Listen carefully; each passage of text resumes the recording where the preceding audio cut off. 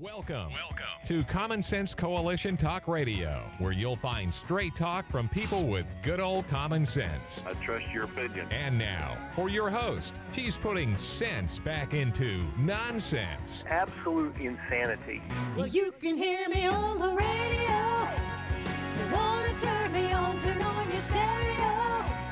You can sing along while they're playing our song. How you done me wrong, baby, crank it up. And now, your host, Beth Ann. And I welcome you today to CSC Talk Radio. It is my honor, my privilege, and as always, it's my pleasure to be here with you today. Well, yesterday, I stepped out of the studio and out of the office to attend the Trump rally in Columbia, Missouri. As the GOP and the president pushed to drive a rally, the citizens to vote Republican in November, which is next Tuesday. This is November today, actually. You know, yesterday it started.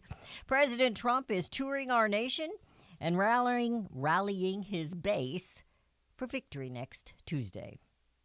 It was a nasty afternoon and evening. We sat in the cold and the rain, and the rally was held in a hangar in Columbia, Missouri, but I was sitting on the bleachers outside in the rain and the cold.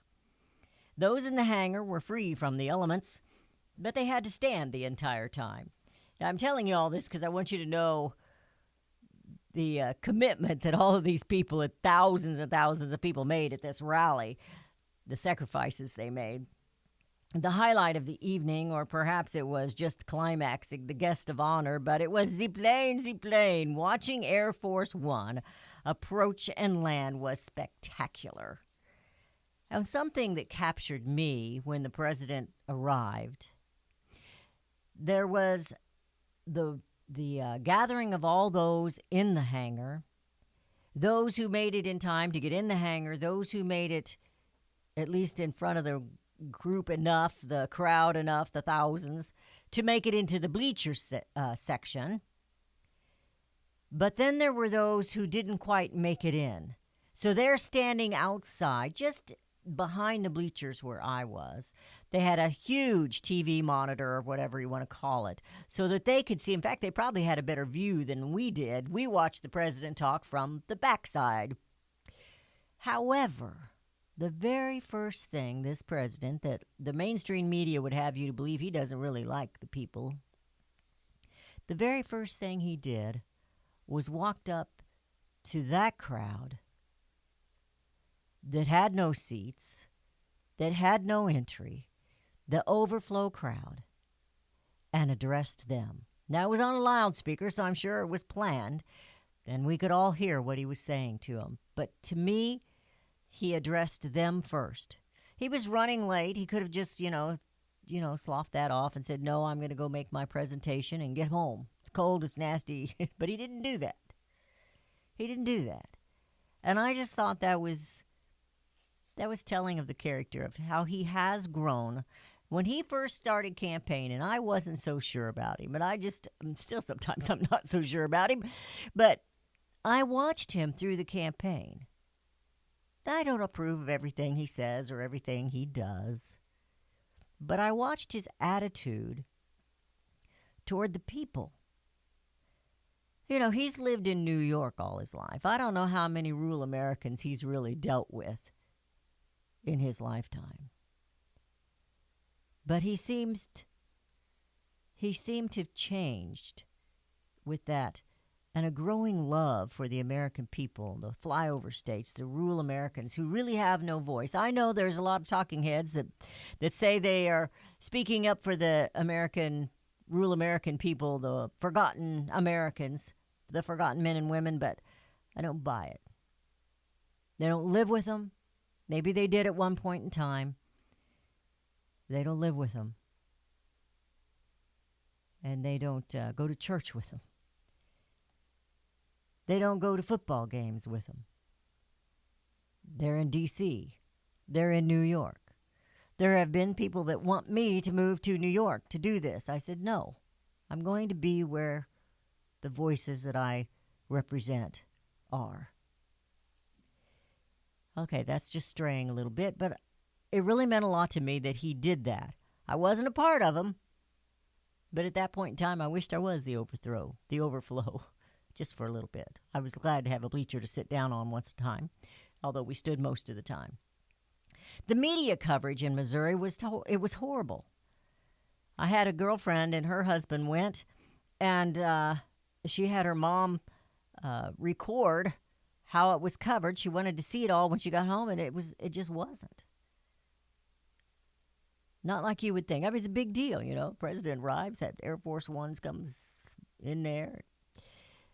But Columbia was also ill-prepared to handle the crowd coming and going. It was a mess. It was a mess. But I guess it was worth it. I don't know. I didn't want to get out of bed this morning, but that's pretty much every morning. There was a small group of protesters, I was told. They weren't inside the rally, but outside the rally. However, they were fairly silent, and I didn't even know they were there. I bought a hat. I met some patriots, and it was a great time in that respect. I'm a bit of a sissy when it comes to sitting out in the cold and rain, but I stuck it out like a trooper. You should be proud of me. There were others gathering in Missouri, in Columbia, and we'll discuss that today later on, that they were gathering from the Democrat side and trying to not heed to the distraction of the president, is how they put it. But I want to encourage you to vote, vote, vote. Not that many times, but on Tuesday, I want you to vote. Before our president arrived, there were Republicans who were there, Missouri Republicans, who spoke or did something to get the crowd ready or to keep the crowd calm, waiting on the president to arrive. Either way you want to look at it. There was one, and I'm not going to mention his name. I think you can figure it out. There was one, Senator Applause was much less than other Missouri politicians because he has failed Missourians several times. But those present to speak or lead were Boone County Commissioner Brad Perry, who led in the night, started it out with a prayer. There was Representative Lukemeyer, he spoke. Representative Hartzler, Vicky Hartzler, spoke. Governor Ashcroft, who also served as the Attorney General, he led in the national anthem. Senator Blunt led in the Pledge of Allegiance, and Governor Parsons also spoke, and he did a great job. It's the first time I've really heard him. And when President Trump arrived, he spoke. He introduced candidate Josh Hawley, who spoke, and then went back to our president. The president mentioned the topics that he has been quite a bit lately, those that are near and dear to the American people's hearts, and that is our economy, jobs, the border crisis, taxes, the Supreme Court, and this recent is the birthing issue. Missouri carried President Donald Trump in the presidential election by 20 points. Will we come out and support him in the same way this next week on Friday? It is Free-for-All-Friday. Let's cut to the chase and get straight to the show. It's Free-for-All-Friday, and this you must know. Your voice will be heard across the heart of this land. Your opinion is important, and I think you're just grand. It's Free-for-All-Friday. Your calls are all welcome. We'll talk about almost anything. We deny very seldom. So get your coffee ready. It's the brew that is true. It is Free-for-All-Friday, and this show is for you. 877-895-5410 is the number to call. That's 877-895-5410. Daniel Turner, who usually shows up on Fridays, on the second segment of the show, he texted me yesterday and said he's going to be in the air. He's working hard for rural America and our energy. So he's not going to make it with us today. I kind of scolded him. I said, that's standing me up 2 weeks in a row.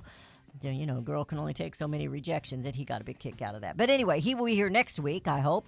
So this show is for you, 877-895-5410, and we will be right back.